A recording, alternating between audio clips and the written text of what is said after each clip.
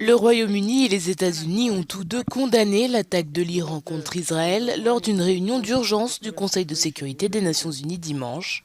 Cette condamnation intervient alors que les États-Unis ont aidé Israël à abattre des dizaines de drones et de missiles tirés par l'Iran, qui lançait pour la première fois une attaque militaire directe contre Israël. Les États-Unis condamnent avec la plus grande fermeté l'attaque sans précédent lancée contre l'État d'Israël par la République islamique d'Iran et ses mandataires et partenaires militants. L'intention de l'Iran était de causer des dommages importants et des morts en Israël. Il a lancé plus de 300 munitions, dont plus de 100 missiles balistiques et missiles de croisière d'attaque terrestre sur Israël, ainsi que des drones explosifs. Les actions inconsidérées de l'Iran ne constituent pas seulement une menace pour les populations d'Israël, mais aussi pour d'autres États membres de l'ONU dans la région, y compris la Jordanie et l'Irak. L'ambassadeur adjoint des États-Unis auprès de l'ONU a exhorté les membres à condamner sans équivoque les actions agressives de l'Iran et a demandé à Téhéran et à ses partenaires et mandataires de cesser leurs attaques dans la région.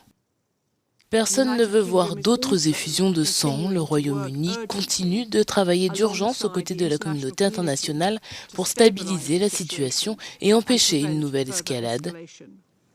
Il est essentiel que toutes les parties fassent preuve de la plus grande retenue et s'abstiennent de toute action susceptible d'aggraver les tensions dans la région.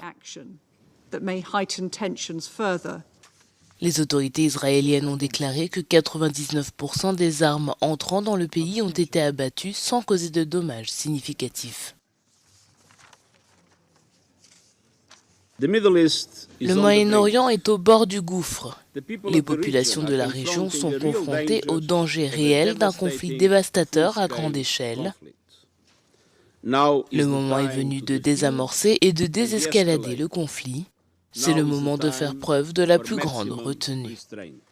L'armée israélienne persiste et affirme que l'attaque de l'Iran dans la nuit du 13 au 14 avril contre son territoire ne la détournera pas de son offensive dans l'enclave palestinienne.